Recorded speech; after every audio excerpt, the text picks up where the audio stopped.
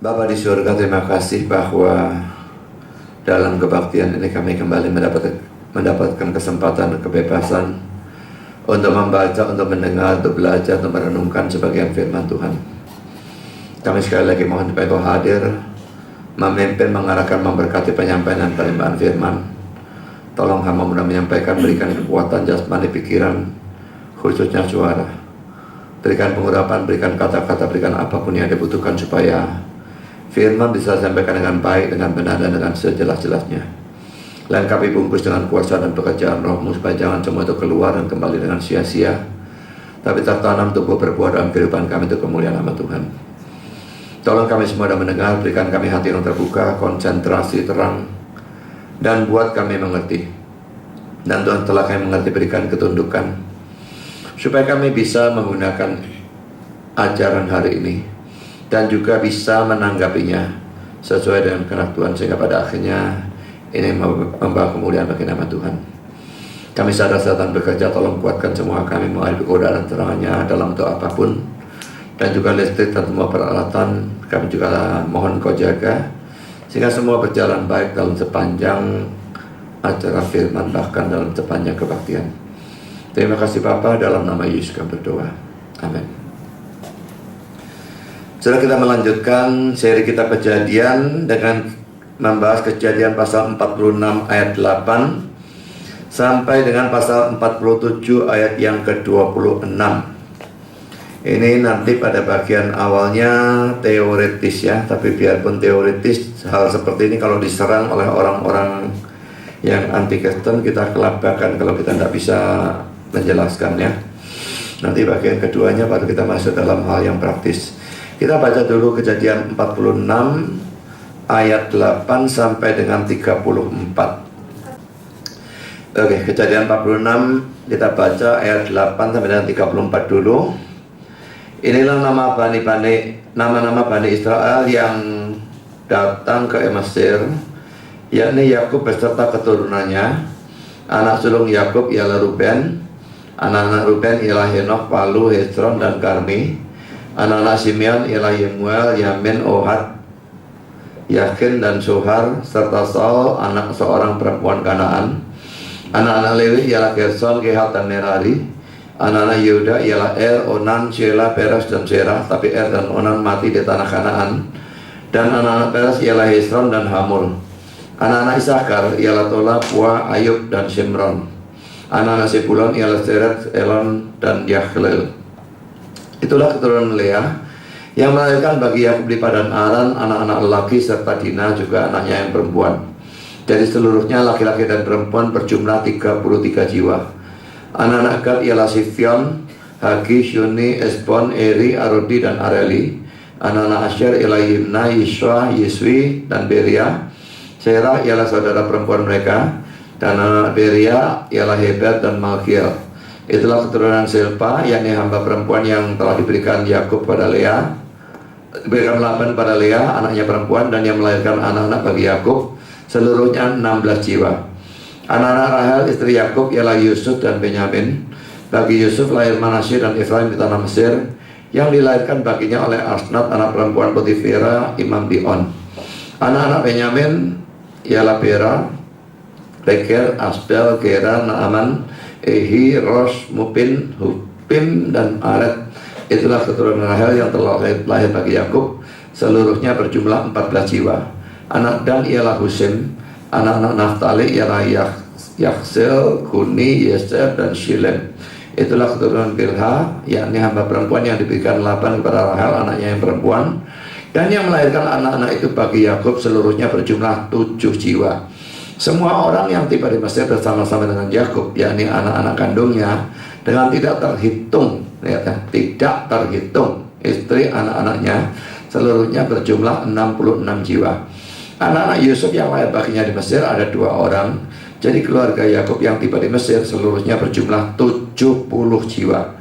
Yakub menyuruh Yehuda berjalan lebih dulu mendapatkan Yusuf, supaya Yusuf datang ke Goshen menemui ayahnya. Sementara itu sampailah mereka ke tanah Goshen. Lalu Yusuf memasang keretanya dan pergi ke Goshen mendapatkan Israel ayahnya. Ketika ia bertemu dengan dia, dipeluknya lah leher ayahnya dan lama menangis pada bahunya. Berkatalah Israel pada Yusuf, sekarang bolehlah aku mati setelah aku melihat mukamu dan mengetahui bahwa engkau masih hidup. Kemudian berkatalah Yusuf pada saudara-saudaranya dan kepada keluarga ayahnya itu, aku mau menghadap Firaun dan memberitahukan kepadanya, saudara-saudaraku dan keluarga ayahku yang tinggal di tanah Kanaan telah datang kepadaku. Orang-orang itu gembala kambing domba, sebab mereka itu pemelihara ternak, dan kambing dombanya, lembu sapinya, serta segala miliknya telah dibawa mereka. Apabila Firaun memanggil kamu dan bertanya, apakah pekerjaanmu? Maka jawablah, hamba-hambamu ini pemelihara ternak, sejak dari kecil sampai sekarang, baik kami maupun nenek moyang kami, dengan maksud supaya kamu boleh diam di tanah Goshen. Sebab segala gembala kambing domba adalah suatu kekejian bagi orang Mesir. Karena kita lanjutkan dengan Kejadian pasal 47 ayat 1 dan 26. Kemudian pergilah Yusuf memberitahukan kepada Firaun, ayahku dan saudara-saudaraku beserta kambing dombanya, lembu sapinya dan segala miliknya telah datang dari tanah Kanaan dan sekarang mereka ada di tanah Goshen. Dari antara saudaranya itu dibawanya 5 orang menghadap Firaun. Firaun bertanya kepada saudara Yusuf itu, apakah pekerjaanmu? Jawab mereka kepada Firaun, hamba-hambamu ini gembala domba, baik kami maupun nenek moyang kami. Lagi kata mereka kepada Firaun, kami datang untuk tinggal di negeri ini sebagai orang asing, sebab tidak ada lagi padang rumput untuk kumpulan ternak hamba-hambamu ini, karena hebat kelaparan itu di tanah Kanaan. Maka sekarang izinkanlah hamba-hambamu ini menetap di tanah Goshen. Lalu berkatalah Firaun kepada Yusuf, ayahmu dan saudara-saudaramu telah datang kepadaku. Tanah Mesir ini terbuka untukmu. Tunjukkanlah kepada ayahmu dan kepada saudaramu tempat menetap di tempat yang terbaik dari negeri ini. Biarlah mereka diam di tanah Goshen. Dan jika engkau tahu di antara mereka orang-orang yang tangkas, tempatkanlah mereka menjadi pengawas ternakku. Yusuf membawa juga Yakub ayahnya menghadap Firaun. Lalu Yakub memohonkan berkat bagi Firaun. Kemudian bertanyalah Firaun kepada Yakub, sudah berapa tahun umurmu? Jawab Yakub pada Firaun, tahun-tahun pengembaraanku sebagai orang asing berjumlah 130 tahun. Tahun-tahun hidupku itu sedikit saja dan buruk adanya, tidak mencapai umur nenek moyangku, yakni jumlah tahun mereka mengembara sebagai orang asing. Lalu Yakub memohonkan berkat bagi Firaun. Sesudah terkeluarlah ia dari depan Firaun. Yusuf menunjukkan kepada ayahnya dan saudara-saudaranya tempat untuk menetap dan memberikan kepada mereka tanah milik di tanah Mesir, di tempat yang terbaik di negeri itu, di tanah Rameses, seperti yang diperintahkan Firaun. Dan Yusuf memelihara ayahnya, saudara-saudaranya dan seisi rumah ayahnya dengan makanan menurut jumlah anak-anak mereka. Di seluruh negeri itu tidak ada makanan sebab kelaparan itu sangat hebat, sehingga seisi tanah Mesir dan tanah Kanaan lemah lesu karena kelaparan itu. Maka Yusuf mengumpulkan segala uang yang terdapat di tanah Mesir dan di tanah Kanaan, yakni uang pembayar gandum yang dibeli mereka, dan Yusuf membawa uang itu ke dalam istana Firaun. Setelah habis uang di tanah Mesir dan di tanah Kanaan, datanglah semua orang Mesir menghadap Yusuf serta berkata, berilah makanan kepada kami. Mengapa kami harus mati di depanmu? Sebab tidak ada lagi uang.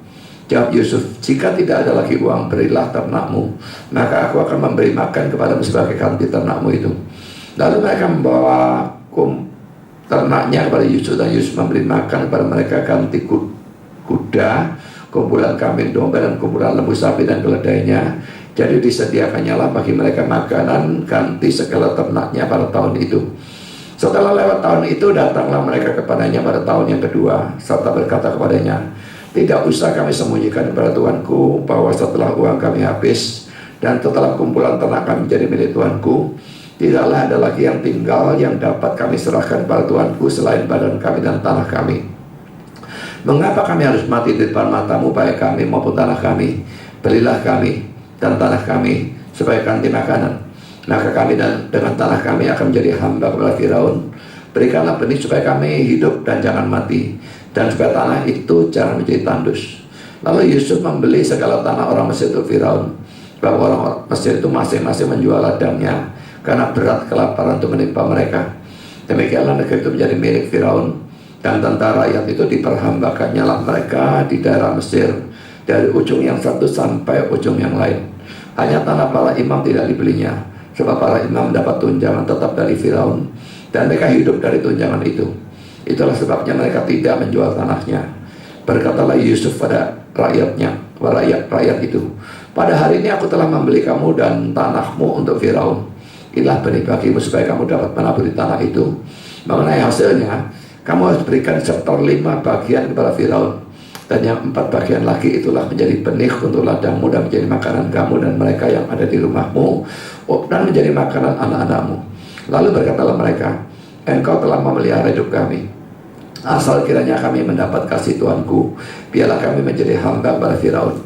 Yusuf membuat hal itu menjadi suatu ketetapan mengenai tanah di Mesir sampai sekarang, yakni bahwa 1/5 dari hasilnya menjadi milik Firaun, hanya tanah para imam tidak menjadi milik Firaun.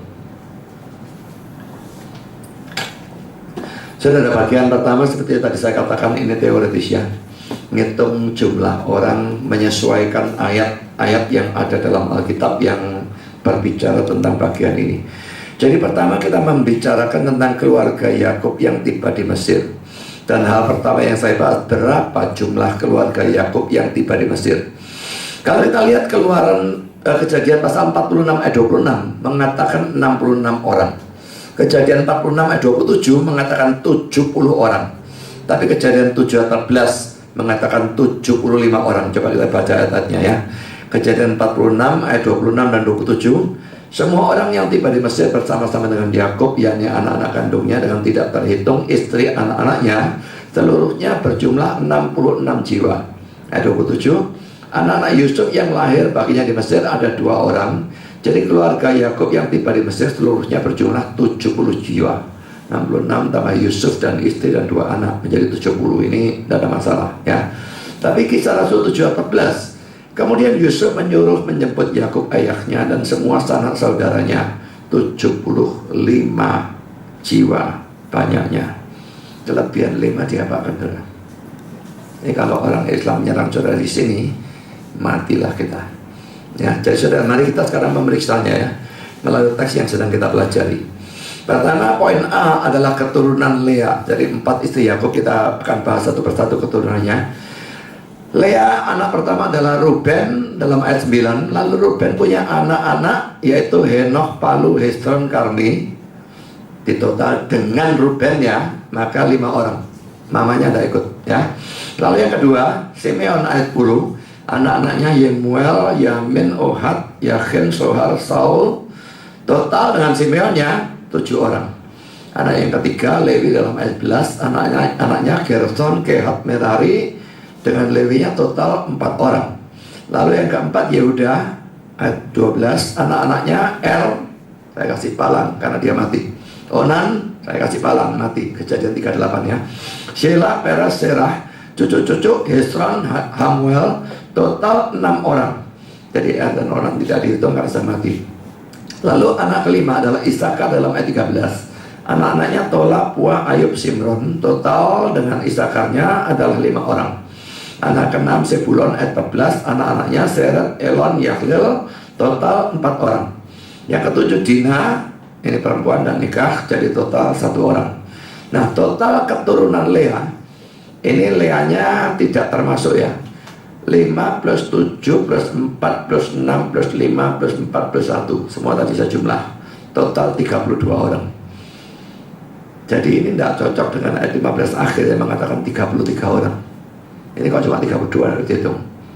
Mari kita lihat Kejadian 46 ayat 15. Inilah keturunan Lea yang melahirkan bagi Yakub di Padan Aram, anak-anak lelaki serta Dina juga anaknya yang perempuan. Jadi seluruhnya laki-laki dan perempuan berjumlah 33 jiwa. Kita hitung cuma 32, tapi ini bilang 33. Ini tidak masalah. Calvin bilang 33 itu mencakup Yakubnya sendiri. Tambah Yakub 32 plus 1 cocok 33. Jadi ini sampai di titik ini tidak ada masalah. Karena saudara, keturunan dari Silpa ini budaknya Lea ya. Pertama adalah Gad di dalam ayat 16. Anak-anaknya Sifyon, Hagi, Syuni, Esbon, Eri, Arodi, dan Areli. Total bersama dengan Gadnya 8 orang. Yang kedua Asher ayat 17. Anak-anaknya Yimna, Yiswa, Yiswi, Beria, Serah, cucu-cucu Heber dan Malkiel. Total 8 orang. Total keturunan Silpanya tidak termasuk, adalah 8 tambah 8 atau 16 orang. Dan ini cocok dengan ayat 18. Kejadian 46 ayat 18 saya tidak usah bacakan ya, untuk menghemat waktu. 16 jiwa. Lalu sekarang istri yang selanjutnya adalah Rahel. Keturunan dari Rachel, Yusuf dalam ayat 19 dan 20, anak-anaknya Manasye dan Efraim, total 3 orang. Istrinya Yusuf tidak ikut ya, selalu istri-istri tidak diikutkan. Lalu kedua, Benyamin ayat 19 dan 21, ini anaknya banyak saudara ya. Bela, Beker, Asbel, Gera, Naaman, Ehi, Rosh, Mubim, Hubim, Arad. Total 11 orang. Total keturunan Rahel tidak termasuk, 3 plus 11 sama dengan 14. Dan ini cocok dengan ayat 22 ya, kejadian 46 ayat 22 sudah bisa lihat sendiri, 14 jiwa cocok. Karena poin D keturunan Bilha pertama adalah Dan dalam ayat 23, anaknya Husim 51, jadi total 2 orang. Yang kedua Naftali ayat 24, anak-anaknya Yasel, Guni, Yeser, Shilem, total 5 orang. Sudah total keturunan Bilha, Bilhanya tidak termasuk, adalah 2 plus 5 sama dengan 7 orang. Cocok dengan ayat 25 bagian akhir, kejadian 46-25 sudah bisa lihat 7 jiwa.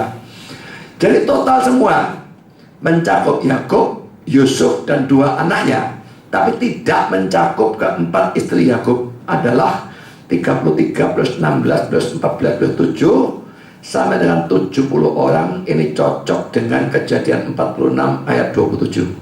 Kalau Yakub, Yusuf dan kedua anaknya tidak dihitung, karena kejadian 46 ayat 26 mengatakan semua orang yang tiba di Mesir bersama dengan Yakub ya. Jadi Yakubnya, Yusufnya sudah di Mesir, 2 anaknya Yusuf tidak dihitung, maka jumlahnya 70 kurangi 4, 66 orang. Ini cocok dengan kejadian 46 ayat yang ke-26 ya. Jadi sampai di sini kalau urusan kitab kejadiannya sendiri tidak ada masalah. Tapi sekarang bagaimana dengan Kisah Rasul 7 ayat 14 ini, yang mengatakan kemudian Yusuf menyuruh menjemput Yakub ayahnya dan semua sanak saudaranya 75 jiwa banyaknya. Saudara, ini sudah tidak cocok. Lalu untuk membuat tambah ruwet saudara, saya beritahu bahwa seorang penafsir bernama J.A. Alexander dalam tafsirannya tentang Kisah Rasul 7:14 berkata, kejadian 46 ayat 27 tadi, kalau kita 70 ya, kalau dalam Septuaginta PL yang diterjemahkan Yunani dituliskan 75, punya kita ada 70, Septuaginta 75. Keluaran 1 ayat 5, 70 orang kalau punya kita, terjemahan kita. Tapi Septuaginta 75. Lalu Ulangan 10 ayat 22 punya kita 70 orang. Tapi beberapa manuskrip tua Ibrani ya mengatakan 75 orang. Jadi ini antara 70 dan 75 ini menjadi sangat-sangat ruwet. Nah saudara, bagaimana mengharmoniskan 70 dan 75? Ada 2 cara saudara ya. Cara pertama, bilangan 75 itu diambil dari Septuaginta PL yang diterjemahkan ke Yunani, yang mencakup anak-anak Manasye dan Efraim. Tadi Manasye dan Efraim dihitung, tapi anak-anaknya tidak. Nah sekarang anak-anaknya dimasukkan. Nah sekarang saudara, saya akan bahas 2 poin ya. Kejadian 46 ayat 20, kalau di dalam versi Septuaginta ayatnya itu ada tambahannya, tidak ada di kita. Tapi dalam Septuaginta ayatnya itu ada tambahannya yang menambahkan anak-anak Manasye dan Efraim, dan ada kata-kata sebagai berikut. Saya langsung terjemahkan dalam bahasa Indonesia. Ini adalah anak-anak dari Manasye yang dilahirkan Gunde Sirianya untuknya, Makhir. Dan Makhir memperanakan Galad. Anak-anak Efraim, saudara Manasye, adalah Sutalam dan Tam, dan anak-anak Sutalam adalah Eden. Ini saya ambil dari buku tafsirnya Aaron Cloud. Dan rupa-rupanya dari mana yang bisa dapat? Rupanya diambil dari silsilah yang ada dalam 1 Tawarik pasal 7 ayat 14 dan terusnya. Lalu poin B, kejadian 46 ayat 27 juga untuk Septuagintanya ada penambahan yang tidak ada di dalam Alkitab kita. Penambahannya berbunyi demikian, turunan Yusuf yang ada di Mesir bersama dia adalah 9 jiwa. Semua jiwa dari keluarga Yakub yang tiba di Mesir bersama Yakub adalah 75 jiwa. Yusuf kan pastinya cuma 4 ya. Yusuf istrinya tambah 2 anak. Tapi ini bisa 9. Jadi ada anak-anak dari Manasye dan Efraim yang dimasukkan di sini, akhirnya menjadikan 75. Jadi bilangan 9 didapatkan oleh Septuaginta dengan memasukkan keturunan Manasye dan Efraim. Lalu Adam Clarke berkata demikian, ini menambahkan 5 orang pada daftar dan menyesuaikan dengan bilangan yang diberikan oleh Stefanus, Kisah Rasul 7:14, yang kelihatannya ia ambil dari teks Septuaginta. Jadi saudara, memang dari sini kita bisa menarik kesimpulan bahwa orang-orang perjanjian baru, baik penulis BB maupun ya siapapun orang-orang Kristen perjanjian baru, pada waktu mereka menggunakan perjanjian lama, mereka sering bukan menggunakan perjanjian lama bahasa Ibrani, tapi mereka menggunakan perjanjian lama yang sudah diterjemahkan dalam bahasa Yunani, yaitu Septuaginta. Jadi itu cara pertama untuk mengharmoniskan 70 dan 75. Sekarang ada cara kedua, saudara.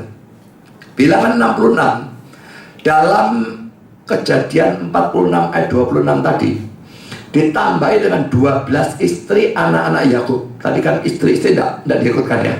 Nah, ditambah dengan 12 istri anak Yakub, tapi lalu dikurangi dengan istri Yehuda yang sudah mati, dikurangi istri Yusuf karena sudah ada di Mesir, dikurangi Yusuf sendiri yang juga sudah di Mesir, maka jumlahnya menjadi 75.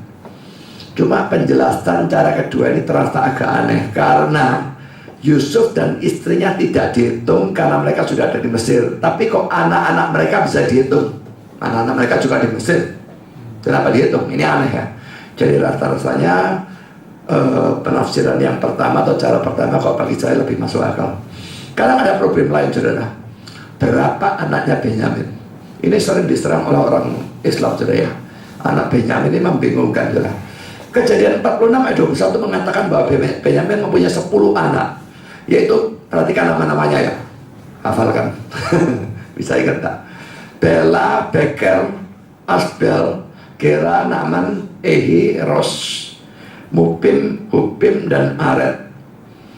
Bilangan 26 ayat 38-40 hanya menyebutkan 5 orang, yang tadi 10 ya, yaitu Bela, Beker, Ahiram, Sefufam, Hufam. Bela, Bekernya sama, yang 3 ini tidak sama belas, saudara ya. Lalu satu Tawaret 7 ayat 6 menyebutkan cuma 3 orang, Bela, Beker, Yediael. Laki-laki Bela, Bekernya cocok, Yediaelnya tidak ada sing sama belas, saudara. Lalu 1 Tawaret 8 ayat 1 dan 2 menyebutkan hanya 5 orang, Bela, Bekernya tidak ada jarang, Asbel, Ahrah, Nora, Rafa. Asbelnya ada di sini tadi ya. Jadi Bela, Beker keluar 1, 2, 3. Belanya keluar lagi, Bekernya tidak. Asbelnya keluar 2 kali. Yang lain namanya beda semua, jumlahnya beda, namanya beda. Nah, ini kalau orang Islam nyerang, saudara tidak ngeluh gimana? Ini Benyamin anaknya berapa jadinya? Ya, saudara, pengharmonisan. Pertama, poin A. Bisa saja Kejadian 46 ayat 21 tadi yang 10 orang menyebutkan semua anak Benyamin, sedangkan bagian kitab suci yang lain hanya menyebutkan sebagian. Kalau dia berkata Benyamin, misalnya Benyamin punya 10 anak, lalu satu ayat berkata Benyamin punya 3 anak, apa itu salah? Enggak. Dia punya 3, tapi tidak bilang cuma 3 ya. Misalnya ada dua orang buta, kita cerita yang lain cuma ada 1 orang buta, tidak dikatakan cuma 1, dia bilang ada 1 orang buta. Cerita yang lain ada 2 orang buta, ini tidak cocok. Bukan tidak cocok, yang satu tidak mau ceritakan satunya, dia cuma mau ceritakan 1 orang kerasukan setan, 2 orang kerasukan setan, tidak masalah. Dia tidak bilang cuma 1. Kalau dia bilang cuma 1, salah ya. Jadi pada waktu dikatakan Benyamin punya 3 anak, punya 5 anak, padahal dia punya 10 anak, itu tidak masalah sebetulnya. Nah, tapi bagaimana namanya berbeda? Nama berbeda tidak jadi masalah, karena adalah lazim orang punya lebih dari 1 nama, bisa lebih dari 2, saudara, bisa punya nama 3, dan juga banyak nama dimiliki, banyak orang yang punya nama yang sama itu sering. Lalu 1 orang punya lebih dari 1 nama itu banyak. Jadi kalau namanya beda-beda model seperti tadi, ya mungkin namanya dia lain-lain, Jadi di sini pakai nama yang pertama, di sini pakai nama yang kedua, dan pakainya akhirnya berbeda semua. Itu sangat memungkinkan. Jadi itu tidak masalah.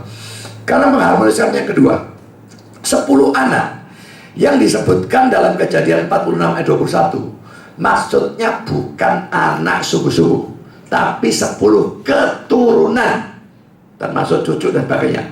Kalau saudara membandingkan Kejadian 46 ayat 21 dengan bilangan 26 ayat 38 sampai 40, 1 Taurat 7 ayat 6 dan seterusnya, 1 Taurat 8 ayat 1 dan seterusnya, saya tidak berikan teksnya Alkitab ya, daripada ruwet. Kalau saudara mau mengecek sendiri di rumah. Kalau saudara bandingkan 4 teks ini, maka terlihat ada nama anak Benyamin dalam Kejadian 46 ayat 21 yang sama dengan nama cucu Benyamin dalam bilangan 26 ayat 38 40, 1 Taurat 7 ayat 6 dan seterusnya, 1 Taurat 8 ayat 1 dan seterusnya. Jadi saudara, bisa saja 10 anak itu 10 keturunan. Cucu disebut sebagai anak. Itu sesuatu yang lazim dalam Alkitab. Memperanakkan bisa menurunkan. Anak bisa cucu, buyut dan sebagainya bisa keturunan. Sebaliknya kalau ngomong bapak itu bisa nenek moyang. Jadi itu sesuatu yang bukan hal yang aneh ya. Seorang penafsir bernama Tasker berkata demikian. Dari bilangan 26 ayat 38 40 dan 1 Taurat 7 ayat 6 dan seterusnya, 8 ayat 1 dan seterusnya, kelihatannya beberapa nama-nama ini adalah nama-nama dari cucu-cucu, rupanya dimasukkan sebagai suatu antisipasi. Sudah, saya pikir penjelasan kedua ini lebih masuk akal. Mengingat bahwa Benyamin maksimal baru berusia 23 tahun pada saat dia pindah ke Mesir. Dan itu rasanya tidak memungkinkan dia punya 10 anak ya. Kecuali kembar 7 gitu ya. Malah gitu kembar 3. Atau anaknya, istrinya banyak, brojol barengan. Nah, tapi rasanya kok tidak masuk akal tuh ya. Jadi umur 23 tahun punya 10 anak. Ini rasanya aneh tuh ya. Jadi cucunya itu dimasukkan sebagai antisipasi. Belum ada betulnya. Saudara, catatan usia Benyamin memang tidak bisa dipastikan dengan tepat. Tapi saat itu Yusuf berusia 39. Benyamin lahir dalam Kejadian 35 ayat 16-18. Dan dalam Kejadian 37 ayat 2, Yusuf berusia 17 tahun. Lebih-lebih di antara Kejadian 35 ayat 16-18 dan Kejadian 37 ayat 2, hampir tidak terdapat apapun kecuali silsilah. Kalau misalnya selang waktunya cuma 1 tahun, maka memang Benyamin baru berusia 23 tahun pada waktu pindah ke Mesir. Ya, Adam Clarke saudara memberikan beberapa komentar. Pertama, adalah sangat mungkin bahwa apa yang disebut datang ke Mesir mencakup 17 tahun yang dilewatkan oleh Yakub di sana. Jadi di sana kan tambah lagi anak cucu, anak cucu ya, tambah lagi itu termasuk di sana. Lalu komentar kedua dari Adam Clarke adalah mungkin bahwa beberapa nama dimasukkan secara prolepsis atau antisipasi, karena orang-orang itu dilahirkan dalam kurung mungkin pada masa 17 tahun di mana Yakub tinggal di Mesir. Saudara, prolepsis itu kalau saya lihat di dalam kamus diterjemahkan begini: penggambaran terjadinya suatu peristiwa sebelum hal itu terjadi. Hanya belum terjadi, masih agak lama diceritakan sekarang. Ya, jadi itu sering terjadi semacam demikian.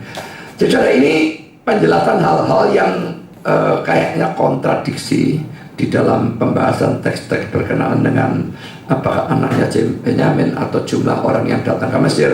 Ini perlu diketahui. Nggak usah dihafalkan, saya tidak hafal. Tapi sebetulnya setidaknya saudara punya bahannya. Jadi kalau ada orang tanya, bisa lihat bahannya dan bisa memberikan penjelasan. Sekarang saudara, nomor 3. Apa perlunya menunjukkan jumlah keluarga Yakub di sini? Saudara, ini penting untuk membandingkannya nanti dengan jumlah orang Israel pada waktu keluar dari Mesir. Dengan demikian terlihat bahwa janji Tuhan dalam pasal 46 ayat 3b memang tergenapi. Janjikan jadi bangsa besar. Nah, saat ini cuma 70-75 orang. Tapi waktu keluar, saudara, itu banyak sekali. 2-3 juta orang diperkirakan. Karena yang keempat, pertemuan Yakub dengan Yusuf, saya kira tidak ada yang dibahas. Ketemu, rangkul, nangis, dan sebagainya. Itu sesuatu yang biasa. Sekarang kita masuk dalam poin yang kedua. Yakub dan keluarga di Mesir. Pertama, saudara, mereka tinggal di tempat di Mesir yang namanya Goshen. Ada beberapa poin yang saya bahas, saudara. Gembala itu adalah sesuatu yang menjijikkan bagi orang Mesir, dan saya tidak ngerti kenapa ya. Pokoknya mungkin itu pekerjaan rendahan atau bagaimana dianggap menjijikkan. Kita lihat Kejadian 46 ayat 34b yang mengatakan bahwa segala gembala kambing domba adalah suatu kekejian bagi orang Mesir. Terjemahan kita kekejian, NIV detestable, menjijikkan. King James dan RSV abomination, sesuatu yang sangat dibenci. NASB loathsome, menjijikkan atau memuakkan. Jadi ini sikap orang Mesir terhadap gembala, dan sikap ini menguntungkan. Jadi tidak bisa campur baur. Menjijikkan kok, ya suruh sendirian saja. Kalau campur baur nanti kawin campur, wah, bubaran jadi bangsa blasteran. Yesusnya nanti lahir dari mana? Karena poin B, saudara, Yusuf mengaku bahwa keluarganya adalah gembala dan menyuruh saudara-saudaranya atau keluarga Yakub untuk juga mengaku demikian. Kejadian 46 tadi ayat 31 sampai 34, dan itu dilaksanakan oleh saudara-saudara Yusuf dalam pasal 47 ayat 3. Mengapa? Mengapa mesti mengaku sebagai gembala? Pertama, saudara, karena itu memang adalah kebenaran. Saudara, gembala mestinya memang jelas orang Mesir apalagi anggap remeh. Sebetulnya mereka sih tidak miskin ya kalau di Kanaan, karena ternaknya banyak sekali. Tapi orang Mesir tidak peduli miskin tidak miskin. Gembala itu menjijikkan. Nah, saudara, kalau memang itu menjijikkan tapi memang mereka gembala, haruskah diubah menjadi sesuatu yang tidak menjijikkan? Tidak tahu pedagang kayak apa, saya tidak ngerti. Pokoknya supaya tidak menjijikkan. Saudara, kalau saudara memang adalah orang miskin, kalau saudara memang punya pekerjaan yang ya tidak terlalu dipandang mata oleh masyarakat, dan suatu kali saya ditanya, ya ngakulah apa adanya. Kalau memang miskin, ngaku miskin, kenapa sih? Ada masalah dengan itu? Gengsi? Kalau saudara cuma seorang pegawai, ditanya orang, harus ngomong aku wakil manajer begitu. Kalau manajer kok ya teman-teman, jadi ya wakil manajer gak populer ya. Cek gak terlalu ngisi-ngisi nih pegawai. Kalau saya punya rumah kecil di kampung atau rumah kontrakan, kalau tanya rumahnya, nunjuk rumah di Manyar Kertoarjo apa yang gede, yang harganya miliaran begitu. Saudara, jangan suka mengaku yang tidak-tidak ya, hanya untuk supaya kelihatan hebat, supaya dihargai atau dipuji orang. Akui apa, saudara, tidak peduli orang yang anggap apa, itu tidak ada urusannya. Ini pertama adalah kejujuran, dan kedua ini adalah juga kerendahan hati. Testing, mau jujur, mau rendah hati, jelek ngaku jelek, rendah ngaku rendah, miskin ngaku miskin, dan sebagainya. Kita bicara apa adanya. Miskin bukan sesuatu yang memalukan. Kalau miskin lalu nyolong, itu yang memalukan. Tetapi kalau sudah miskin, tidak ada masalah dengan hal itu. Omong apa adanya. Hal yang kedua, supaya mereka mendapatkan tanah Goshen. Jadi saudara suruh ngaku seperti itu supaya dapat tanah Goshen dalam pasal 46 ayat 34. Mereka sudah berhenti di Goshen lebih dulu. Kita bisa lihat pasal 46 ayat 28-29, lalu pasal 47 ayat 1, dan baru setelah itu mereka minta supaya Firaun mengizinkan mereka tinggal di situ dalam pasal 47 ayat 3. Dengan demikian Firaun akan sukar menolak permintaan mereka. Lebih-lebih karena Firaun pernah berjanji akan memberikan tempat yang terbaik di seluruh Mesir kepada mereka dalam pasal 46 ayat 16 dan 20. Sekarang yang perlu dipersoalkan adalah mengapa mereka menginginkan tanah Goshen. Saudara, pertama poin A, alasan jasmani atau sekuler ya. Mengapa pilih tanah Goshen? Goshen adalah tanah yang subur, dan tanah subur bagus sekali untuk ternak mereka. Jadi itu dipilih karena alasan sekuler. Tapi saudara, kedua, ada alasan rohani. Dan alasan rohani yang pertama, di Goshen mereka terus berkumpul dan tidak terterai-berai. Lebih-lebih dengan adanya pengakuan sebagai gembala yang dianggap menjijikkan oleh orang Mesir, maka mereka akan terisolasi dan tidak kawin campur dengan orang Mesir yang kafir. Itu tidak bisa terjadi kan? Menjijikkan, lalu menyendiri, Kalau terjadi kawin campur, wah ini bangsa pilihannya jadi bangsa blasteran. Yesus dinubuatkan harus keluar dari bangsa Israel. Kalau dia ternyata bangsa Israelnya jadi blasteran, tidak karu-karuan, tidak bisa terjadi nubuatnya. Jadi harus betul-betul dijaga kemurniannya bangsa Israel. 1-2 kawin campur itu urusan mereka, tapi secara umum bangsa itu dijaga kemurniannya. Saudara, Calvin berkata demikian. Teks ini juga mengajar kita betapa lebih baiknya mendapatkan ujung terpencil dalam pelataran Tuhan daripada untuk tinggal di tengah-tengah istana di luar daerah gereja. Jadi kelihatannya Goshen ini terpencil. Saya tidak terlalu pintar kalau urusan ilmu bumi. Saya tidak tahu Goshen itu di Mesir bagian mana. Tapi kalau dari kata-kata Calvin kelihatannya bagian yang terpencil, tapi dia subur. Ya, tapi daripada di tengah-tengah istana, lebih baik terpencil. Tapi itu ya gereja pada saat itu. Kita bandingkan dengan Mazmur 84 ayat 11 ya. Sebab lebih baik 1 hari di pelataranmu daripada 1000 hari di tempat lain. Lebih baik berdiri di ambang pintu rumah Allahku daripada diam di kemah-kemah orang fasik. Saudara, gampang mengaminkan kata-kata ini, ya atau tidak? Lebih baik 1 hari di gereja daripada 1000 hari di tempat lain. Nah, ditawari 1 hari di gereja dan 2 minggu di Hawaii, milih mana? Jujur saja yuk. Yang ngomong milih gereja bohong ya. Tapi saudara, sebetulnya kata-kata ini bagi orang yang rohani mestinya dia bisa mengaminkan. Kita lebih baik 1 hari di tempat Tuhan, di rumah Tuhan, daripada lama di tempat yang mewah tapi di tempat orang fasik.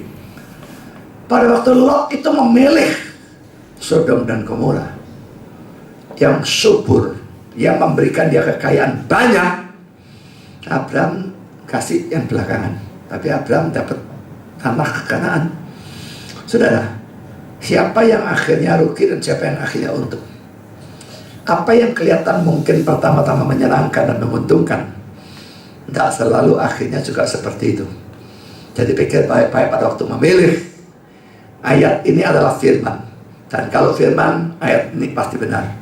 Sebab lebih baik 1 hari di pelataranmu daripada 1000 hari di tempat lain. Lebih baik berdiri di ambang pintu rumah Allahku daripada diam di kemah-kemah orang fasik. Yang kedua, saudara, Goshen adalah wilayah Mesir bagian utara yang paling dekat dengan Kanaan. Jadi Mesir di bawah ya, Kanaan di belah atasnya ya. Nah, Goshen ini Mesir bagian utara, paling dekat dengan tanah Kanaan, sehingga akan memudahkan mereka untuk kembali ke Kanaan yang adalah tanah perjanjian. Andai kata mereka tidak tinggal di Goshen, kalau ini Mesir, ini Kanaan ya. Kalau mereka tinggalnya di selatan sini, saudara, nanti zamannya Musa waktu mau pergi Kanaan, ini gak nyeberangi Laut Merah, nyeberangi Mesir dulu. Ya, setengah mati mereka nyeberangi Mesir, wah ini sorok. Tapi ini sebelah utara, jadi dekat sekali, cuma nyeberangi laut dan mereka bentar lagi bisa sampai di Kanaan. Jadi saudara, ini sesuatu yang sangat penting mengapa Goshen itu dipilih. Saudara, sekarang saya berikan beberapa penerapan ya. Kalau saudara mau melakukan sesuatu, jangan hanya mempertimbangkan alasan jasmani saja. Goshen tadi pertimbangkan alasan jasmani, subur. Tidak apa-apa alasan jasmani dipertimbangkan kalau alasan rohani juga dipertimbangkan. Tapi seringkali saudara, orang hanya mempertimbangkan alasan jasmani dan tidak peduli alasan rohaninya. Mereka pertimbangkan dua-duanya. Saudara, banyak orang melakukan sesuatu hanya atas pertimbangan jasmani saja. Misalnya ya, kalau saudara cari pekerjaan, lalu saudara ditawari suatu pekerjaan, yang dilihat cuma apanya? Biasanya nomor 1 lihat gajinya berapa. Tetapi tidak peduli bahwa mereka harus bekerja pada hari Minggu sehingga tidak bisa berbakti, atau bekerja sampai malam sehingga tidak bisa mengikuti pemahaman Alkitab. Tidak peduli. Juga tidak peduli kerja dengan siapa, kafir-kafir yang kacau-kacau yang bisa menyebabkan saudara kacau rohaninya. Tidak peduli. Ini hanya pedulikan sekuler, tidak pedulikan yang rohani. Tidak boleh terjadi dalam pemilihan apapun. Contoh yang lain, saudara. Saudara masukkan anak saudara ke sekolah. Kamu mau punya anak, pasti ada waktunya masukkan anak ke sekolah. Pada waktu nyari sekolah, apa yang dicari? Cuma mutunya sekolah itu baik, pendidikannya baik. Bagaimana kalau mutunya baik, sekuler, ya, tetapi ajaran agamanya sesat? Jujur saja, milih yang ajaran agamanya benar sukarya. Tapi tetap itu dipertimbangkan, ya atau tidak. Kalau memang sudah dipertimbangkan dan tetap tidak ada, itu lain cerita. Tapi kalau dari pendidikan belas, pokoknya pendidikan baik, wis agama, kamu urus. Itu sama sekali tidak pada tempatnya. Contohnya gereja. Memilih gereja, pertimbangannya apa? Kebanyakan orang. Saya bersyukur di gereja ini tidak, soalnya rumahnya jauh-jauh. Tapi kebanyakan orang sudah milih gereja itu karena dekat dengan rumah. Selalu milih gereja dekat dengan rumah, itu jawabannya. Tanpa menghiraukan ajaran gereja itu bagaimana. Sesat gak sesat, pokoknya cedek. Ada yang milih jamnya yang pendek, yang 1 jam saja makanya laris, saudara ya. Ada yang jamnya sesuai, aku gak bisa bangun jam 6 itu, bangunnya jam 8, gereja jam 8, ya enak gitu ya. Dan saudara kalau memilih dengan dasar itu, ini cuma pemilihan berdasarkan hal-hal sekuler, tanpa menghiraukan hal rohaninya. Ajarannya itu yang penting, saudara. Nomor 1 itu yang dicari, yang lain itu sekunder. Kalau saudara belum menikah dan sedang cari pacar, pada waktu cari pacar, cari yang bagaimana? Cari yang cantik atau ganteng, menyenangkan, pintar, cocok dengan diri saudara. Oh tentu itu harus ya. Nah, wis welek boncet no goblok pisan medit pelit sangguet yo. Tidak laki ajaran juga ya. Tentu itu diperhitungkan harus. Tapi kalau cuma itu yang diperhitungkan, sedangkan sudah tahu kerohanian yang biang-biang Anda karu-karuan, ini tidak pada tempatnya. Jadi pertimbangan sekuler saya tidak menyalahkan. Tapi kalau hanya sekuler, itu yang saya salahkan. Jadi saudara, pertimbangan rohani itu justru yang terutama diperhatikan. Lalu sekulernya baru yang kedua.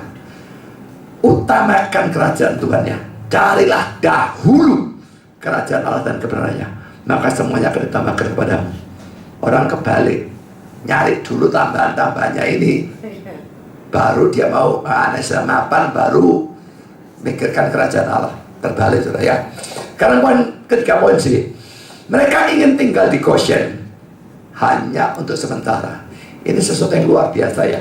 Goshen itu subur, mereka diterima dengan baik, mereka kumpul, kurang enak apa? Ternaknya bisa berkembang biak. Wih, tempat enak. Kenapa kau tidak tinggal seterusnya saja di sana? Tinggal di sana untuk sementara. Ayat 4 ya. Dalam terjemahan kita pasal 47 4, tinggal di negeri ini sebagai orang asing. Dalam terjemahan King James, RSV dan NASB, to sojourn, tinggal sementara. NIV, to live here a while, tinggal di sini untuk sementara. Jelas saudara, bahwa mereka tidak merupakan tanah Kanaan yang mereka tahu adalah tanah perjanjian dijanjikan Tuhan kepada mereka dan keturunannya. Dan karena itu mereka hanya ingin tinggal di Mesir sementara saja. Maksudnya cuma sementara saja. Tetapi sudah ternyata Tuhan punya rencana yang lain. Sementara sih sementara, tapi sementaranya panjang. Nah, mereka memang balik keadaan, tapi bukan merekanya, keturunannya yang balik. Merekanya mati di sana kok. Mereka maunya sementara, mereka maunya balik. Tapi Tuhan punya rencana yang lain, dan ini memang sudah dinubuatkan dalam zamannya Abraham. Kejadian 15 ayat 13-16. Firman Tuhan kepada Abraham, ketahuilah dengan sesungguhnya bahwa keturunanmu akan menjadi orang asing dalam suatu negeri yang bukan kepunyaan mereka, dan bahwa mereka akan diperbudak dan dianiaya 400 tahun lamanya. Tetapi bangsa yang akan memperbudak mereka akan kuhukum, dan sesudah itu mereka akan keluar dengan membawa harta benda yang banyak. Tapi engkau akan pergi kepada nenek moyangmu dengan sejahtera. Engkau akan dikuburkan pada waktu telah putih rambutmu. Tapi keturunan yang keempat akan kembali ke sini, sebab sebelum itu keturunan orang Amor itu belum genap. keturunan keempat kembali. Jadi saudara, rencana mereka sebetulnya bagus. Sementara balik, Tuhan punya rencana yang lain. Apakah rencana Tuhan tidak bagus? Kelihatannya bagi manusia tidak bagus sampai diperbudak barang. Tapi apa yang Tuhan rencanakan, apa yang Tuhan laksanakan, itu pasti bagus. Yesaya 55 ayat 8 dan 9. Sebab rancanganku bukanlah rancanganmu, dan jalanmu bukanlah jalanku. Demikianlah firman Tuhan. Seperti tingginya langit dari bumi, demikianlah tingginya jalanku dari jalanmu, dan rancanganku dari rancanganmu. Ini menyebabkan akhirnya mereka tinggal sampai mati di masjid, dan generasi jauh setelah mereka baru kembali ke Kanaan. Tepat kata-kata Alkitab ya. Amsal 16 ayat 9. Hati manusia memikir-mikirkan jalannya, tapi Tuhanlah yang menentukan arah langkahnya. Mereka mikir sementara, Tuhan yang menetapkan ya sampai mati di sana. Generasi keberapa nanti baru balik. Amsal 19 ayat 21.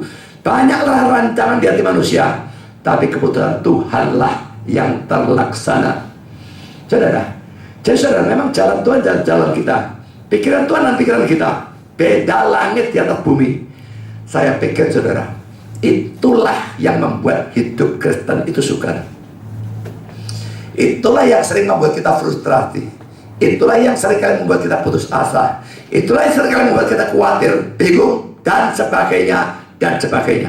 Seandainya pikiran Tuhan dan pikiran kita itu beda, nah mungkin sama, namanya Tuhan sama orang kok, tapi bedanya sedikit gitu ya. Seperti pohon yang gundek dibandingkan tanah gitu. Ini kan seperti langit di atas bumi. Kalau pohon gundek dibandingkan tanah, tanaman lombok itu tingginya 1 meter balik-balik. Ya, kalau itu beda cuma sedikit, mungkin tidak membuat pusing sudah hidup dari Kristen. Karena pikirannya mirip kok. Jadi yang terjadi dan apa yang saudara rencanakan, apa yang Tuhan anggap baik dan apa yang saudara anggap baik, tidak beda banyak. Tapi dengan adanya ayat ini, rancanganmu bukan rancanganku, jalanmu bukan jalanku. Seperti tinggal langit di atas bumi, demikian tinggal jalanku dari jalanmu. Bedanya itu tidak bisa lebih besar lagi. Ngepel. Seringkali apa yang kita anggap baik, Tuhan anggap tidak baik. Dan sebaliknya apa yang kita anggap tidak baik, Tuhan anggap baik. Nah sekarang kalau saudara berdoa, ini jadi pusing saudara. Dalam pemikiran saudara, yang baik itu kalau aku punya mobil gitu ya, minta mobil sampai mendem 3 becak. Yang baik adalah kalau aku sembuh dari penyakit. Tuhan kasih bukan saudara sembuh, istri saudara disakitkan pisan. Yang baik bagi saudara adalah saudara punya pekerjaan yang gajinya lebih tinggi. Tuhan buat saudara dipecat, gak punya pekerjaan belas. Hal-hal seperti saudara, apa yang baik dalam pikiran kita dan kita doakan, kenyataannya terbalik, tidak karu-karuan. Karena apa? Pikiran Tuhan dan pikiran kita yang beda langit di atas bumi. Dan saudara, sama seperti apa yang saat ini terjadi. Mereka merencanakan tinggal sementara. Dan saudara, itu sesuai dengan kehendak Tuhan sebetulnya. Sesuai dengan rencana Tuhan. Cuma sementaranya mereka dan sementaranya Tuhan, itu yang bedanya luar biasa banyak. Kalau saudara cari pacar gak dapat-dapat, atau pengen punya anak gak dapat-dapat, Tuhan menunda sebentar. Bagi saudara sebentarnya itu lama. Problem gak beres-beres, Tuhan bilang bentar lagi. Tapi bentar Tuhan lama sekali. Bagi kita 1 hari, bagi dia 1 harinya kita, bagi dia 1000 tahun dan baginya itu bolak-balik. Tuhan tidak terbatas waktu. Jadi saudara, ini sesuatu yang paling membingungkan, karena pikiran dia dan pikiran kita betul-betul beda langit dengan bumi. Dan kalau saudara, kalau dalam doa saudara mendapatkan apa yang bertentangan, dan dalam perencanaan saudara semua berantakan dan terjadi hal yang sama sekali terbalik, selalu ingat ayat itu. Dan jangan terlalu cepat ngamuk-ngamuk kepada Tuhan. Bisa saudara memang ada kesalahan, lalu Tuhan kacau balaukan rencana saudara yang sudah baik. Bisa. Jadi pada saat seperti itu introspeksi. Tapi bisa bukan salah saudara sama sekali. Saudara, Ayub salah apa? Kesalahan dia adalah dia beriman dan terlalu saleh. Itu salahnya kalau mau dikatakan salahnya. Ya. Jangan salahnya. Beriman saleh luar biasa. Apa dia merencanakan anaknya mati semua? Apa dia merencanakan hartanya habis semua? Pasti tidak. Dia pikir anaknya baik-baik saja semua, hartanya bertambah dan sebagainya. Mungkin pikiran dia terus hidup seperti itu sampai mati. Tuhan punya rencana lain. Kalau itu yang terjadi, tidak punya kitab Ayub kita. Dan kalau kita tidak punya kitab Ayub, kita rugi luar biasa. Setan mau menyerang, Tuhan izinkan batasi, izinkan lebih jauh. Ayub mengalami penderitaan yang tak terbayangkan, mungkin lebih dari semua orang kecuali Yesus. Bukan rencananya, rencana Tuhan. Tapi membawa kebaikan bagi Ayubnya juga, bagi semua orang juga. Sudah sangat banyak hal seperti itu terjadi. Pada waktu saya dulu dipanggil Tuhan, saya tahu bahwa problem akan banyak, penderitaan akan banyak. Tapi saya tidak pernah membayangkan problemnya akan seperti yang saya betul-betul alami. Sama sekali di luar pembayangan saya. Pada waktu terjadi bolak-balik kaget, bolak-balik malamnya semalam shock. Kok gini? Padahal saya tahu bakal kesukaran, tapi tidak memikirkan kesukarannya bakal seperti itu. Saudara, kalau saudara mengalami hal yang seperti yang saya alami, jangan terlalu heran. Pikiran Tuhan dan pikiran kita seperti langit di atas bumi. Dan rencana Dia dan rencana kita, bagaimanapun kelihatannya rencana kita bagus, rencana Dia lebih bagus. Kelihatannya rencana Dia lebih jelek, tapi rencana Dia pasti lebih bagus asal saudara adalah anak Tuhan. Karena poin D, Firaun meluluskan permohonan mereka untuk tinggal di Goshen dalam pasal 47 ayat 5 dan ayat 6. Firaun memberikan fasilitas terbaik kepada gereja saat itu. Zaman PL namanya juga gereja sebetulnya ya. Karena apa? Karena satu orang percaya, yaitu Yusuf, dalam pemerintahan. Karena itu sebenarnya kita perlu mendoakan ya, supaya dalam pemerintahan Indonesia pun ada Yusuf-Yusuf yang akan memperjuangkan gereja atau kekristenan. Kristennya banyak, tapi memperjuangkan dompetnya sendiri. Kristen yang betul-betul memperjuangkan gereja atau Tuhan atau kekristenan, ada berapa orang? Saya tidak yakin kalau ada. Dan itu perlu kita doakan. Baik, ada orang dalam pemerintahan yang betul-betul memperjuangkan. Nanti kalau saya naik, saudara, takut loh mereka memperjuangkan Kristen. Bayangkan tidak dimusuhi bagaimana. Tapi saudara, sebetulnya kalau mereka takut, mereka lupa firman Tuhan ya. Jangan takut kepada manusia, cuma bisa bunuh tubuh, takut pada Tuhan dan sebagainya. Mestinya mereka pikirkan itu. Tapi manusia tetap manusia. Begitu naik lalu jadi gak ada bunyinya. Saya tapi itu orang Kristen ya. Wah, waktu dia belum jadi DPR atau MPR waktu ya, dia orang vokal, berani ngomong. Sudah jadi DPR, MPR, ngomong apa? Saya tambah tidak dengar bunyinya dia malam. Apa saya tidak dengar, saya tidak ngerti. Tapi saya tidak dengar apa-apa. Apa karena terlalu makmur, dapat duit banyak, saya tidak ngerti. Gajinya tinggi sekali. Sudah enak, please. Enak, sudah tidak usah mikir apa-apa. Apa begitu, saya tidak ngerti.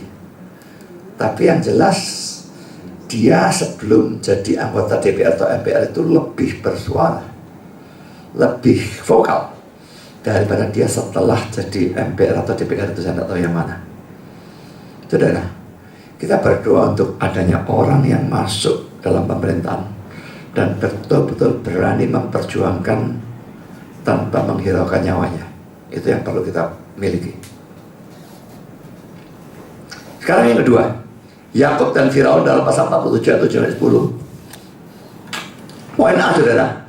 Yakub memohonkan berkat untuk Firaun dalam pasal 47 atau 10. Terjemahan kita memohonkan berkat untuk. Tapi King James, RSV, NIV dan NASB semua sama, blessed, memberkati. Saudara, ini menunjukkan dua hal. Pertama, Yakub berdoa untuk Firaun. Bandingkan dengan dua ayat di bawah ini ya. Pertama, 1 Timotius 2 ayat 1 dan 2. Pertama-tama aku menasihatkan, naikkanlah permohonan, doa syafaat dan ucapan syukur untuk semua orang, untuk raja-raja dan untuk semua pembesar, agar kita dapat hidup tenang dan tentram dalam segala kesalahan dan kehormatan. Jadi saudara mendoakan negara dan sebagainya, pimpinan-pimpinan itu sebetulnya kewajiban kita. Kita agak kurang sering doa dalam kebaktian, tapi dalam doa pribadi kita harus berdoa seperti itu. Lalu Yeremia 29 ayat 7, usahakanlah kesejahteraan kota, kemana kamu aku buang. Mereka itu masuk pembuangan ya. Tapi suruh usahakanlah kesejahteraan kota itu pada dalam pembuangan. Dan berdoalah untuk kota itu pada Tuhan, sebab kesejahteraannya adalah kesejahteraanmu. Tidak betul soalnya dibuang, apalagi cuma tinggal biasa di suatu kota. Kesejahteraan kota itu kesejahteraan saudara. Kalau bayangkan kota ini penuh dengan perampokan, pemerkosaan dan segala macam kejahatan tidak karu-karuan, bisa kita hidup dengan nyaman? Bisa kita berbakti dengan enak? Kita bersyukur ya, Surabaya ini pertama-tama FPI tidak ada. Jawa Barat tuh, makan FPI ini lah. Hak karpet dewe dan kayak yang punya negara gitu lah. Dan pemerintah biarkan sama maunya sendiri. Juga banjir, Manado banjir, Jawa Tengah banjir, Jakarta nggak usah diomong lah ya. Kita Surabaya ini tidak pernah banjir bagaimana. Daerah-daerah tertentu ya banjir paling-paling setengah meter, 1 meter. Di sana jauh di sana banjir 3 meter, 4 meter, 7 meter. Tidak bisa bayangkan banjir apa itu. Gunung meletus Surabaya ya paling-paling kena. Gunung Semeru nek meletus atau Gunung Bromo nek meletus ya kena panasnya debu sedikit. Dulu Gunung Agung kena debunya. Tapi kita tidak pernah, kami kena bencana bagaimana tidak pernah. Gempa bumi tidak pernah dialami, paling-paling lindu sedikit. Tsunami tertutup Pulau Madura rasanya sukar sekali kena tsunami, kecuali gempanya antara Pulau Jawa dan Pulau Madura. Memang bisa sih kena, tapi tetap kita bersyukur Surabaya itu seperti itu dan kita doakan. Kita tinggal di sini dan kita berdoa untuk hal itu. Apa saudara bersyukur? Pernah bersyukur? Jakarta banjir Surabaya enggak? Manado kena banjir bandang Surabaya enggak? Tempat lain gempa bumi Surabaya enggak? Sinabung meletus Surabaya enggak kena apa-apa? Pernah bersyukur untuk hal seperti itu? Usahakanlah kesejahteraan, doakan. Kalau dalam pembuangan saja harus melakukan seperti itu, apalagi kalau tidak dalam pembuangan. Dan mari kita berdoa syafaat ya, untuk kota kita, provinsi kita, negara kita, bangsa kita, pemerintahan kita. Kita doakan hal itu. Sekali yang kedua, Yakub memberkati Firaun ayat 7 dan 10 berdasarkan Ibrani 7 ayat 7 yang berbunyi, memang tidak dapat disangkal bahwa yang lebih rendah diberkati oleh yang lebih tinggi. Maka Yakub harus dianggap lebih besar daripada Firaun. Dia memberkati Firaun, dia lebih tinggi dari Firaun. Padahal Firaun raja sudah. Ya, mengapa? Karena dia adalah anak Allah atau hamba Tuhan. Saudara, ini perlu disadari oleh orang Kristen yang merasa minder dengan keadaan mereka secara sekuler. Waduh, itu bos ini. Dia direktur, dia manajer, dia owner dan sebagainya. Aku ini apa tuh? Pegawai kerucuan. Dia duitnya MM-an, triliunan. Aku, waduh, nek sudah ada 10 juta, kami siap. Baru-baru ini di fitness center saya ini ada satu teman yang bilang, tahu orang itu? Duitnya 2T. Sampai kaget, 2T. Ditunjukkan satu rekeningnya 900M. Dan dia bilang ada lagi satu. Kerja apa 2T? Kalau saudara bandingkan diri dengan orang-orang model seperti itu, merasa minder. 2T kalau dia bukan anak Tuhan. Saya tidak tahu dia anak Tuhan tidak. Kalau dia bukan anak Tuhan, apa sih gunanya memiliki seluruh dunia ini tapi kehilangan nyawa kita? Saudara, di hadapan Tuhan kita lebih tinggi dari presiden. Kita lebih tinggi dari orang yang terkaya di dunia, Bill Gates atau siapapun dia adanya. Jangan pernah merendahkan diri.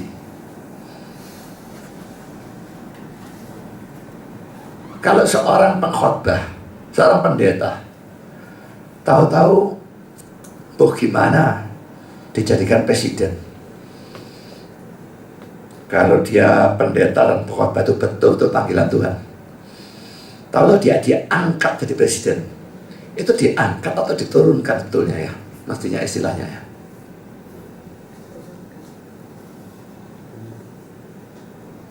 Ada kata-kata yang mengatakan, if God calls you to be a preacher, do not stoop down to be a king. Jika Allah memanggil engkau menjadi seorang pengkhotbah, janganlah merendahkan diri dengan menjadi seorang raja. Anehnya, pendeta-pendeta ini kepingin jadi caleg. Presiden yang menurunkan derajat kok jadi caleg. Jadi saya paling anti pendeta yang model seperti itu. Atau mereka tidak dipanggil Tuhan, atau mereka mau lari dari Tuhan dan merasa kedudukan sekuler lebih tinggi dari kedudukan rohani. Yang anak Tuhan biasa saja lebih tinggi daripada raja di hadapan Tuhan. Apalagi hamba Tuhan yang sungguh-sungguh jelas lebih tinggi daripada raja, kaisar, apapun. Saudara, juga saya berikan sedikit komentar tentang Ibrani 7:7 ya. Tidak dapat disangkal bahwa yang lebih rendah diberkati oleh yang lebih tinggi. Dan ini bertentangan dengan praktek banyak orang Kristen, biasanya karismatik, yang dalam doa memberkati Allah. Mereka ini saya kira tidak ngerti cara menerjemahkan ya. Mari kita bless God. Pada waktu bless God itu tidak bisa diterjemahkan memberkati, tapi memuji kalau seperti itu. Memuji Allah, saya setuju. Memberkati Allah. Kamu tuh sok boleh memberkati Allah. Kamu lebih tinggi dari Allah. Itu sama sekali tidak mungkin. Karena saudara, poin B. Kata-kata Yakub pada Firaun. Firaun menanyakan umur Yakub. Dan Yakub menjawab, tahun-tahun pengembaraanku sebagai orang asing berjumlah 130 tahun. Tahun-tahun hidupku itu sedikit saja dan buruk adanya. Tidak mencapai umur nenek moyangku, yakni jumlah tahun mereka mengembara sebagai orang asing. Perhatikan 3 bagian yang saya garis bawah ya. Tahun-tahun pengembaraan itu sebagai orang asing. Kedua, kata sedikit ketika kata buruk. Ini akan kita bahas dari kata-kata Yakub ya. Pertama, pengembaraan sebagai orang asing dalam NIV diterjemahkan pilgrimage. Pilgrim ya. Bersiarah gitu ya, musafir. Jadi saudara, pilgrim itu perjalanan siarah.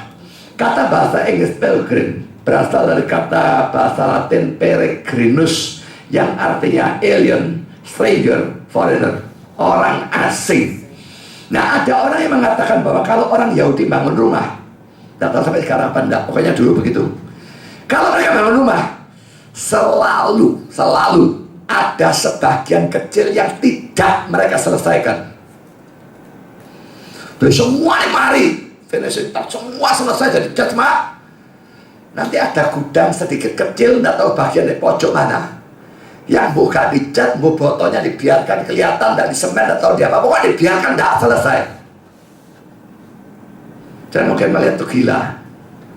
Tapi saudara, itu adalah suatu simbol bahwa mereka sadar rumah itu bukan tempat tinggal tetap bagi mereka. Sengaja dari Marino. Mungkin itu mengingatkan setiap kali lihat ruangan itu, ini bukan tempat tinggalku yang tetap. Itu untuk mengingatkan. Mau ditiru boleh juga ya. Sehingga di Marino ruang tidur saudara jangan ketok terus. Nah, perlu atapnya dikasih password ya. Jadi setiap tidur lihat, bukan tempat tinggal tetap. Dunia bukanlah rumahku ya. Ibrani 11 ayat 13-16. Dalam iman mereka semua ini telah mati sebagai orang-orang yang tidak memperoleh apa yang dijanjikan itu, tetapi yang hanya dari jauh melihatnya dan melambai-lambai kepadanya, dan yang mengakui bahwa mereka adalah orang asing dan pendatang di bumi ini. Sebab mereka yang berkata demikian menyatakan bahwa mereka dengan rindu mencari suatu tanah air. Dan kalau sekiranya dalam hal ini mereka ingat akan tanah asal yang telah mereka tinggalkan, maka mereka cukup mempunyai kesempatan untuk pulang ke situ. Tapi sekarang mereka merindukan tanah air yang lebih baik, yaitu satu tanah air surgawi. Sebab itu Allah tidak mau disebut Allah mereka, karena Dia telah mempersiapkan sebuah kota bagi mereka. Jadi saudara, kita tuh di sini cuma sementara. Nyanyian dunia yang fana bukanlah rumahku dan bahagia, itu sesuatu yang sangat perlu dinyanyikan berulang-ulang. Jadi kalau nyanyikan itu kasih bahasa Inggrisnya. Kalau perlu translate bilang saya, tapi jangan mepet atau translate saya, karena saya sudah punya translationnya sebetulnya. Dan itu dinyanyikan luar biasa indahnya kata-kata itu. Dan perlu kita ingat, dunia bukan rumahku. Kita cuma sementara di sini, saudara. Kalau saudara miskin dan hidupnya menderita, mungkin gampang untuk berpikir cuma sementara kok. Aku kepingin dan pergi sana. Coba Sugi punya 2T. Saya kepingin tahu, kepingin mati apa enggak. Bagaimanapun bisa, beli apapun bisa, tubuhnya sehat, semua bagus, gak kepingin mati kak, gak kepingin masuk surga kak.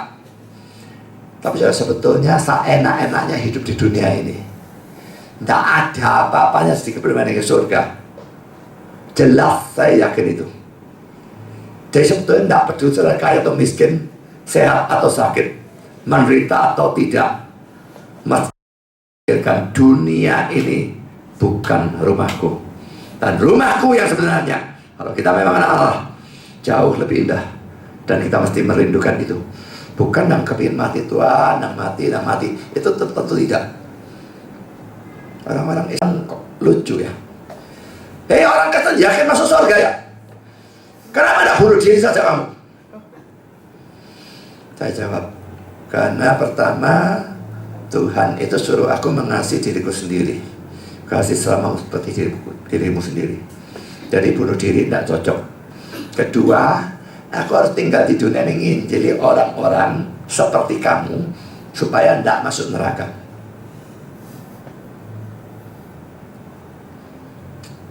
Jadi saudara, kita memang bukan kepingin mati itu sikap egois. Tapi kita punya pikiran, dunia yang ini tetap bukan rumah kita. Kerasan di sini itu salah. Kita tetap merindukan, bukan secara egois, tapi merindukan untuk di sana bertemu dengan Kristus. Mati adalah keuntungan, tapi dicari tidak boleh, dihindari. Lalu Ibrani 13 ayat 14, sebab di sini kita tidak mempunyai tempat tinggal yang tetap, kita mencari kota yang akan datang. Saya selalulah ingat ya, kita orang asing atau pengembara yang hidup hanya untuk sementara waktu di bumi ini. Kita akan ke surga dan menetap di sana. Kata jangan hidup seolah-olah ini adalah hidup yang menetap. Jangan menimbun harta di dunia, tapi di surga. Kita baca Matius 6, 19-20. Janganlah kamu mengumpulkan harta di bumi. Di bumi mengengat dan karat merusakkannya, dan pencuri membongkar serta mencurinya. Tapi kumpulkanlah bagimu harta di sorga. Di sorga mengengat dan karat tidak merusakkannya, dan pencuri tidak membongkar serta mencurinya. Saudara, saya pikir ayat ini kalau diekstrimkan juga salah ya. Tak boleh nombok harta. Wah, sikan semua. Wah, aku ngasih orang dapat pahala di sorga. Lalu bulan itu makan apa nanti tidak tahu. So, tentu kita mesti mikirkan kita juga. Karena kalau kita nanti jadi babong, itu tidak memuliakan Tuhan juga. Jadi ada, mesti mikir untuk diri sendiri. Bulan itu, bahkan bulan depannya dan sebagainya, tetap ada. Tapi tetap bukan harta itu sendiri menjadi tujuan akhir pengumpulan kita. Harta itu cuma alat kita gunakan untuk memuliakan Tuhan dan menyenangkan Tuhan. Baik itu digunakan untuk diri kita maupun untuk orang lain, untuk gereja. Tapi alat untuk memuliakan Tuhan, bukan tujuan akhir. Yang salah adalah kalau harta menjadi tujuan akhir, seakan-akan punya itu, punya semua. Omong kosong. Sekarang poin kedua. Yakub berusia 130 tahun, tetapi dia menganggapnya sedikit nanti dia mati 147, 147 ya. Dia menganggapnya sedikit. 130 saya kira kalau sekarang sudah rekor dunia ya. Tidak ada yang sampai segini. Memang 100 berapa belas gitu ya, yang tertua di dunia ya. Dia menganggapnya sedikit karena dia membandingkannya dengan usia nenek moyangnya dalam pasal 47 ayat 9. Tapi Pulpit Commentary memberikan alasan lain yang menarik. Pulpit Commentary berkata demikian, menambahkan mereka satu demi satu. Hari-hari dari tahun-tahun pengembaraannya mungkin kelihatan banyak, tetapi pada waktu melihat ke belakang, mereka kelihatan seperti apa adanya mereka. Sedikit dan cepat dihitung, seperti hidup yang bagi orang muda yang melihat ke depan kelihatan panjang, bagi orang tua yang melihat ke belakang kelihatan pendek. Dan betapa penting bahwa kita mencamkan hal-hal ini dalam pikiran kita pada waktu kita menghitung hari-hari kita. Memang saudara, saya sendiri mengalami dan merasakan ya. Dulu saya muda itu kan semua dibatasi, masih anak, ini tak boleh, bebas pakai keluar, tak boleh. Kepingin nak cepat gede, merasa cek suwe nih ya gede-gede ya. Waktu muda itu masa berjalan lama, saya tidak ngerti kenapa. Tapi saudara sudah 40-an, rasanya tahu-tahu sekarang saya sudah tahun ini bakal 60. Ada lagi bakal 70, naik saya hidup. Ada lagi sudah masuk surga. Saudara, aneh, tidak tahu kenapa. Pada waktu sudah tua, waktu berjalan rasanya luar biasa cepat. Pada waktu muda, waktu berjalannya rasanya lama.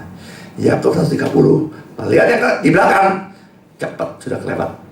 Saudara, betapa penting kita mencamkan hal-hal ini dalam pikiran kita pada waktu menghitung hari-hari kita. Bandingkan dengan Mazmur 90, ayat 10 dan 12 yang berbunyi demikian. Masa hidup kami 70 tahun, dan jika kami kuat, 80 tahun. Dan kebanggaannya adalah kesukaran dan penderitaan, sebab berlalunya buru-buru dan kami melayang lenyap. Ayat 12, ajarlah kami menghitung hari-hari kami sedemikian hingga kami beroleh hati yang bijaksana. Saudara, kalau hari-hari ini memang sudah gunakan untuk Tuhan, maka saudara menghitung hari dengan bijaksana. Tapi kalau hari-hari terus mikirin dunia sekuler, duit, kesenangan, makanan, bukan tidak boleh sama sekali saudara ya. Boleh saja mau jalan-jalan, mau piknik boleh saja, mau makan enak juga boleh saja.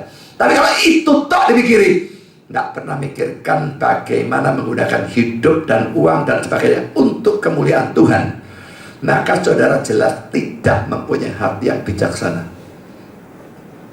Kita malah sekarang masuk dalam poin yang ketiga. Yakub merasa hidupnya buruk. Kalau terjemahan kita buruk.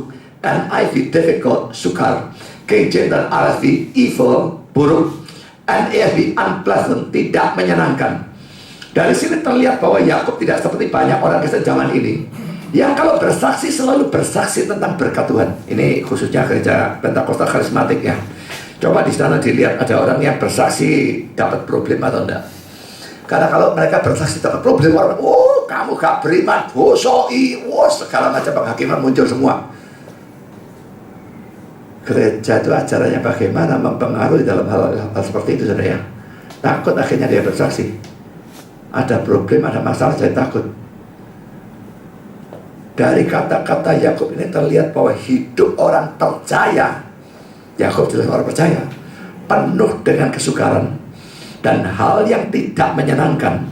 Bukannya berkat melulu seperti yang diajarkan zaman sekarang. Sukar, tidak menyenangkan, banyak bertubi-tubi. Tapi orang zaman sekarang berkat boleh. Saya percaya sudah hidup orang percaya itu penuh berkat. Cuma berkatnya kadang-kadang muncul kelihatan betul-betul sebagai berkat, dan seringkali munculnya kelihatan sebagai kutuk. Tuhan terus bekerja dalam segala sesuatu mendatangkan kebaikan. Kelihatan kayaknya kutuk padahal itu berkat. Nah, karena pikiran kita dengan pikiran dia langit dan bumi dan sebagainya, ini yang buat tidak bisa ngerti. Jadi saudara ingat bahwa segala penderitaan dan kesukaran ini penting, karena bisa menyebabkan kita merasakan kesia-siaan hidup di dunia ini, membuat kita tidak kerasan. Kalau saudara enak semua, kerasan gak kepingin cepat mati, yang merindukan surga itu. Dan di sini enak, di surga nanti enak, tidak terlalu kerasa beda ya. Tapi di sini kasih tidak enak. Begitu masuk surga, waduh lakoiran. Langsung di satu syukur, pujian, dan pakai itu luar biasa ya. Jadi sudah, memang perlu. Tuhan itu memang sengaja dia mau kita tuh merasakan kesia-siaan hidup di dunia ini, penderitaan hidup di dunia ini, supaya pikiran kita diarahkan pada hidup yang akan datang. Sekarang poin ketiga, kontras antara keluarga Yakub dan orang Mesir dalam pasal 47 ayat 12 sampai 26. Poin A, pasal 47 ayat 13 sampai 26 menunjukkan penderitaan orang Mesir dalam masa kelaparan. Kok bisa mereka masa kelaparan kok menderita ya? Ada 7 tahun kelimpahan. Tidak bisa, tidak diumumkan ke seluruh negara bahwa 7 tahun kelimpahan disusul dengan 7 tahun kelaparan. Kalau mereka nabung, ngirit-ngirit kelimpahan, bukan dibuat diong-diongan habis-habiskan, ini mereka tidak akan menderita dalam masa kelaparan. Jadi ada beberapa hal yang bisa kita pelajari dalam bagian ini ya. Pertama, jelas bahwa orang-orang Mesir itu boros pada masa kelimpahan, menyebabkan mereka menderita pada masa kelaparan. Dan saudara, tidak ada tindakan lebih bodoh dari ini, saudara. Apalagi mereka diberitahu ada 7 tahun kelaparan menyusul 7 tahun kelimpahan. Kita yang tidak diberitahu hal seperti itu, kita tetap mesti memikirkan kemungkinan terjadi bencana. Apakah sakit, apakah kecelakaan, apakah rumah saudara rubuh kena gempa bumi atau kebakaran, tidak tahu apa. Yang butuh duit besar. Kalau saudara ada masa kelimpahan, wah habis-habiskan. Nanti pada waktu ada bencana, gimana? Utang, kartu kreditnya merah semua. Nah saudara, sebetulnya tidak perlu hutang dan sebagainya. Kita hidup irit, nabung, sehingga pada waktu ada masa bencana, kita punya untuk bisa digunakan. Tapi orang Mesir ini bodoh-bodoh semua, dihabis-habiskan, tidak karu-karuan, sehingga mereka masuk masa kelaparan menderita bukan main. Jadi kalau nanti mereka diperbudak, jangan pikir Yusufnya kejem. Itu salahnya mereka sendiri. Kalau mereka pintar, mereka tidak mengalami perbudakan seperti itu. Kedua, Yusuf tidak mengkorupsi uang pembayar gandum, tapi membawanya ke istana Firaun. Saudara, orang Kristen kalau kerja harus seperti ini ya. Dalam hal apapun, korupsi, curi, tidak peduli duitnya siapa, itu jelas tidak bisa dibenarkan. Yang ketiga, ini satu yang luar biasa. Orang Mesir menderita, imam-imam tidak. Kenapa? Ditunjang oleh Firaun. Tentang hal ini, saudara, Calvin memberikan suatu komentar yang sangat indah. Dia berkata demikian, Musa secara jelas ingin memberi kesaksian bahwa seorang raja kafir memberikan perhatian khusus pada penyembahan ilahi dengan menyokong imam-imam dengan murah hati, dengan tujuan untuk menjaga tanah dan milik mereka. Sesungguhnya bagian ini diletakkan di depan mata kita sebagai suatu cermin, di mana kita bisa melihat bahwa suatu perasaan saleh yang tidak bisa mereka hapuskan sama sekali ditanamkan dalam pikiran manusia. Jika Firaun begitu mencemaskan imam-imamnya sehingga ia memelihara mereka, sehingga menghancurkan dia sendiri dan seluruh kerajaannya, supaya ia tidak bersalah terhadap dewa-dewa palsu, alangkah berdosanya pangeran-pangeran Kristen yang mengabaikan pelayan-pelayan yang sah dan sungguh-sungguh dari hal-hal yang kudus, yang pekerjaannya mereka ketahui, direstui atau disetujui oleh Allah dan bermanfaat bagi diri mereka sendiri. Orang kafir, saudara. Dia peduli hal yang rohani yang dia percayai. Kepercayaannya sih salah, saudara. Tapi saudara, poinnya ini hal rohani bagi dia. Dan ini dia pentingkan. Yang lain diperbudak, imam tidak, sokong. Dia korbankan. Sangat pentingkan. Nah kalau raja kafir bisa begitu dalam urusan rohani, biarpun dia salah pikir. Kalau orang-orang Kristen tidak bisa memikir seperti itu, maka ini keterlaluan, katanya Calvin. Alangkah berdosanya pangeran-pangeran Kristen yang mengabaikan pelayan-pelayan yang sah dan sebagainya. Bukan saya dari pendeta, tapi saudara tahu pendeta betul-betul melayani dengan baik dan dipanggil oleh Tuhan, maka jelas kita harus memperhatikan. Satu yang saya sedihkan kalau saya memikirkan pendeta saya yang barusan meninggal kemarin, adalah saya tidak melihat hal itu terjadi. Disia-siakan kayaknya. Diberikan tunjangan yang sangat sedikit, harus hidup miskin, luar biasa. Betul-betul disia-siakan, dan padahal dia pelayanan luar biasa ya. Betul-betul mencurahkan waktu, tenaga pikiran untuk gereja itu secara luar biasa. Dia punya kelemahan, jelas punya kelemahan. Semua orang punya kelemahan, ada yang tidak. Tapi dia hamba Tuhan yang sungguh-sungguh. Tapi gerejanya, katakanlah dia dikeleler normilah ya. Dan ini buruknya luar biasa. Saya tidak habis pikir bisa terjadi seperti ini. 1-2 jemaat mungkin ada yang peduli, tapi yang mayoritas sudah tidak terlalu peduli. Sekarang poin keempat, sudah. Sebetulnya apa pentingnya menunjukkan keadaan orang Mesir pada masa kelaparan? Bagian ini penting untuk menunjukkan bahwa andai kata Tuhan tidak memakai Yusuf untuk memelihara Yakub dan keluarganya, mereka juga akan nasibnya sama seperti orang Mesir, jadi budak semua. Jadi ada pemeliharaan Tuhan. Sekarang poin B dan poin yang terakhir. Kejadian 7:12 menunjukkan bahwa dalam masa kelaparan itu Yusuf memelihara gereja, yaitu Yakub dan seluruh keluarganya. Coba kita lihat Kejadian 47:12 ya. Dan Yusuf memelihara ayahnya, saudara-saudaranya, dan seisi rumah ayahnya dengan makanan menurut jumlah anak-anak mereka. Dan kita bandingkan dengan ayat ini. Mazmur 37:18-19. Tuhan mengetahui hari-hari orang yang saleh, dan milik usaha mereka akan tetap selama-lamanya. Mereka tidak akan mendapat malu pada waktu kecelakaan, dan mereka akan kenyang pada hari-hari kelaparan. Saudara, ini janji, tapi tidak berarti janji ini kita salah gunakannya. Oh, Tuhan janji kok kelaparan, aku tidak mengalami kelaparan, jadi ada duit, habiskan saja. Tidak. Kita tetap punya tanggung jawab. Tapi pada saat yang sama, Tuhan memberikan janji. Sama seperti kalau kita dijanjikan keselamatan tidak bisa hilang. Apakah kita boleh hidup seenaknya sendiri? Tidak bisa kan? Tanggung jawab tidak bertentangan dengan janji jaminan itu. Di sini juga dijamin. Tidak berarti kita boleh hidup sak maunya sendiri. Paulus ini berkata, barang siapa tidak mau bekerja, janganlah dia makan. Jadi saudara, hal-hal ini kita pegang dua-dua. Janji Tuhan membuat kita tuh tentram. Tapi tetap bukan hidup seenaknya, karena kita punya tanggung jawab. Saudara, bagaimana saudara? Apakah mau pentingkan rohani? Dan dalam hidup secara sekuler, hidup secara bertanggung jawab, supaya kalau ada masa bencana, saudara bisa mencukupi. Tuhan memberkati saudara. Amin.